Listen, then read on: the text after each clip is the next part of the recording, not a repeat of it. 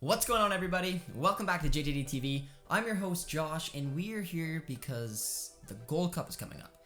And with the Gold Cup means that I need to do a predictions video. And from the last predictions video I did with the octagonal, looked like you guys were very interested, a lot of debate. So I'm hoping this one comes with just as much positivity, because we're very nice in it, but everyone had different opinions, everyone had different thoughts, and that's exactly what I'd like to see. So let's see it again for these Gold Cup predictions. So if you're new around here, be sure to comment on the video, because you probably will disagree with my predictions. Also look forward to subscribing, because we have a lot of content coming up through the Gold Cup. So hopefully you guys will sit back, enjoy, and get ready for my Gold Cup 2021 predictions.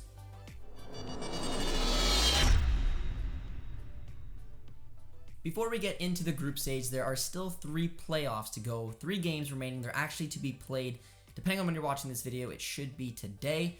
And I'm going to do the predictions of those ones first, just to see who then goes into the Gold Cup, and then I will, on the assumption of who gets put in, will finish out my standings. So it's pretty easy. So the first game we're going to take a look at is French Guiana versus Trinidad and Tobago. Now, I don't know a lot about both of these squads. I'm a little familiar with Trinidad and Tobago. I mean, they're very different from what I've honestly used to know them. So just looking at their squads, looking at the history, I'm pretty confident that Trinidad and Tobago is going to roll through this one. The next one is Guadalupe versus Guatemala. Very similar stats. I don't have a crazy amount of knowledge on either or, but from what I done my digging, I'm going to put Guatemala on through. And then the other one is, I'm assuming probably going to be the closest tie out of them. It's Haiti. It's Bermuda, 2 teams that Canada recently faced. So, I mean, given the fact that the knowledge I've seen and a couple of the matches I've watched them play, I feel comfortable picking Haiti in these ones. So, Haiti, Guatemala, Trinidad and Tobago are my picks for the play-ins to go into the Gold Cup, and I will get back to the standings. Taking a look at Group A, I'm going to go from 4th to 1st to make it a little bit more intense for you guys. Can't wait to see in the comment section you guys disagreeing with most of what I say, but it's going to be fun regardless. So in 4th place in Group A, I put Trinidad and Tobago. I just don't see enough quality there to see them compete with the other 3 teams. I think that they're on a downward type of spiral. They did well to get into the tournament, but that's as far as I really see them getting. 3rd place, I put El Salvador. These guys obviously did very impressive to get to the octagonal. They may upset and jump into the top 2, but I got Curacao in front of them right now. I put them in front of them right now because I see a little bit more potential, a little bit more quality in this squad. Obviously, getting some Dutch internationals kind of similar to the way that Suriname did come in brings a little bit more quality, and I think they were very unlucky to lose to Panama in that game. Panama sat back, defended well, but I think this will be a really close group. It could go either way between those 2 for the 2nd place spot, but that is where I feel I'm going to go with. And then, of course, 1st place without any real debate is Mexico. And this Mexican side looks phenomenal. They brought their big guns. They got Chucky Lozano.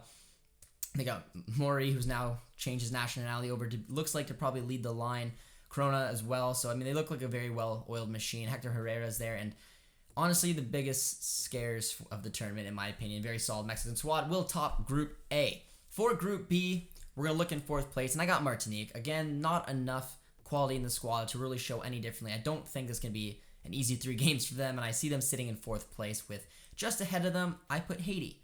Again, I watched Haiti. I saw them take on the Canadians. They gave a decent effort in one of the legs and a good chunk of the one other leg, but ultimately there just wasn't enough quality there. I don't think they're going to really push Canada or the US in this group, and just unfortunately for them, they're going to probably get a win off of Martinique and go home with a 1-0-2 record, which then leaves the top 2. And we had a nice little collaboration with the tactical manager to take a look at the US team, look at the Canadian team. Now, it's very, very interesting because the US team did not bring their A squad. Some people don't even think they brought their B squad. They have a C squad. But in my opinion, I think it's more of a B. There's a lot of very good players who are playing in the MLS. Their back line looks decent. It's a very talented MLS back line. They have players like DK who just recently done it in Europe. They have Matthew Hoppe in there. There are a lot of question marks around this team. They don't really have much wingers. I'm very curious to see the way that they go, but I'm going to put them in 2nd place. Because, again, why not? I'm Canadian. You guys know that. Am I going to be biased? Probably. But I like it because it makes a lot of people angry to see the Canadians get a little bit overhyped. So that's what we're going to do. So for this, I'm going to put the US. And I don't think it's overly unfair to say that the US team versus Canadian team, because they brought their B or C squad, however you want to put it, is not as strong. So if the Canadians came up to play, they should top them. Which, the top of Group B, I did put the Canadians men's national team. There is a huge asterisk on this squad right now, and that is because Jonathan David is not there. This is technically their A squad. This is a very solid squad that the Canadians brought. They have Kyle Larin up front. They have Cavallini. They got Eustachio. They didn't have a couple of the old guards, Hutchinson. Scotty's not there either, but it's Jonathan David. I'm very nervous to see what Jonathan David is going to look like when he's not in this squad because he's such a phenomenal striker. He scores goals for fun for the Canadian men's national team. And along with Alphonso Davies, these are the real class talents on this squad. So we're missing one of them. So I feel like that might make some of the United States fans think, well, if you're missing one of the two main guys, maybe there's a shot for the U.S. I still am going to tip the Canadians by a little bit. Decent back line. Scott Kennedy's growing in his role. And I'm hoping that Alphonso Davies' class can kind of just show through with a big tournament from Kyle Larin because this man can put the ball in the back of the net as well as can Lucas Cavallini. So there is a big backup role behind Jonathan David that I'm hoping that the Canadians can exploit. Looking over at Group C, in 4th place, I put Guatemala. Stacking up against the other 3 wasn't really a contest. I think Guatemala's going to have a tough time in this group. In 3rd place, I've seen these guys. It's going to make a lot of them mad. A lot of them are very nice to me, but I'm going to put Suriname here. Again, a lot of hype around this squad. Wasn't on display really. In the match that we saw them, I thought the Canadians handled them relatively easy. I think there is some talent there. My boy JD will probably be able to take a look at this and probably throw fire. But I mean, I feel confident saying it now. I mean, just there was not enough quality in that squad to really prove that they were working as a team together. Now maybe a little bit more time together, this is a tournament for them to potentially break out. And I could see Suriname maybe getting in the top 2 and getting on. This group is a little bit open in my opinion, but for now, after their last appearance and kind of the question marks surrounding if they can do it, and they got hammered by Canada, I'm putting Suriname in 3rd. With 2nd place, I'm putting Costa Rica. I'm putting them there because they have experience in this tournament. They still are a quality side. I know that they're aging. I know that Keylor Navas isn't going to be here, but this is still a good side. I think that they're going to go head-to-head with Suriname for that 2nd place spot. But just from the experience and just from the style of play, I'm going to put Costa Rica just up there. With 1st place, Jamaica. Now, Jamaica had a stacked-looking lineup of potential players to come in here, but a lot of them didn't come. Antonio is not there, who I thought was going to be a massive one up top. I thought it would have been very scary to see the likes of him, but they still have a lot of quality players. I watched Liam Bailey quite a bit in the Bundesliga. Phenomenal winger. He's a huge player for this squad. Hector and Moore, 2 solid center backs playing in a competitive level in England. They still have a decent squad. There's going to be question marks whether they can get it together on the day. I think a lot of these players will be playing for each other for the first time. Very weak midfield in my opinion, but just because of some of the quality of these players, I think there's an opportunity for them to shine, especially Liam Bailey. I'm going to put them in 1st place, but I really truly believe this is the open group. In Group D, looking in 4th place, I got Grenada. Again, with some of the other 4th place teams in the Gold Cup, not a lot to say, just not enough quality, in my opinion, to turn my head and make me think any differently coming up in here. So I'm going to have them in 4th place. 3rd place, I'm going to put Panama. Now, a lot of people got very upset with me when I did my octagonal predictions and put Panama in, I believe, 7th. They did not like that. They feel like there's a little bit more in them. So putting them 3rd and not getting them to move on is probably going to piss them off even more. But I'm sorry, those are just my predictions. I'm going to put them in 3rd. I do think that they could compete. I do think there's a fair shot that they could potentially get 2nd place in this group. But in the grand scheme of things, I just don't think Panama will be able to, on the day, to take up with the quality of the top 2, which is why I have them in 3rd. I know you guys are going to be mad at me in the comments, but it is what it is. 2nd place, I put Qatar, the guests to this tournament. They are the reigning AFC champions. They have a lot of talent over in Qatar. It was unbelievable watching them win that tournament. I just from an outsider looking in, I don't follow the Asian leagues all that often, but taking a look at that tournament, see them take on the likes of Japan, South Korea crashing out, some of the big hitters, Australia and Qatar winning their first major trophy is very cool, very cool. So I think they're coming here with their heads held high and thinking that they can maybe do some damage in this tournament, which is why I got them just pipping Panama in 2nd place. With 1st place, I'm trying to make up for it a little bit with the Honduras supporters. I angered a lot of them as well, putting them in 6th in my octagonal predictions. They're not happy with that. There's a lot of anger, but it's okay because I made up for it now. I put them in 1st place. I do think Honduras is going to do well. They have the Olympics to worry about too, so that is another big thing to take an eye on. Honduras will be sending a lot of players to the Olympics. That is a major thing for them to focus on as well. It could take some of the focus away from the Gold Cup, but I still think that there's going to be a strong squad on display. I don't think this is the strongest group in the tournament, and I think that Honduras, with the style of play, they'll probably be able to tip it. Now, I think Qatar's got a good chance of maybe topping the group as well. It just all depends on how they can compete with the CONCACAF type teams, but I need to make up to the Honduras fans. So that's what we're doing. Those are my group stage predictions. Now let's roll on over to the knockouts. Taking a look at the knockouts, the first tie is Honduras versus Curacao. Very interesting one. A country that's got a lot of experience in this tournament. Usually, not always favorites, but usually up there being able to compete against a nation that we really are going to get a nice look at to see if they can do some type of dark horse run. Getting hot in a tournament is always important. A new team coming together, it may click. But for this game, I'm going to go with a little bit more of experience. I know that they still have a bit of a depleted squad because of the Olympics that they're focused on, but I'm going to pip Honduras to move on to the semifinals where they have a date with either Canada or Costa Rica. Now, will I get made fun of in the comments for backing the Canadians because I'm Canadian? Yes. I'm going to do it anyways because I think that this is a huge opportunity for this Canadian team. I'm still not convinced by Costa Rica. Now, I know a lot of people reached out and said, like, the CONCACAF is very different. Sometimes talent isn't enough, and I do get that. I think it will be a very challenging game, and the Canadians are going to have a major task on their hand, especially with Costa Rica, who, again, knows this tournament very well, knows how to play the CONCACAF.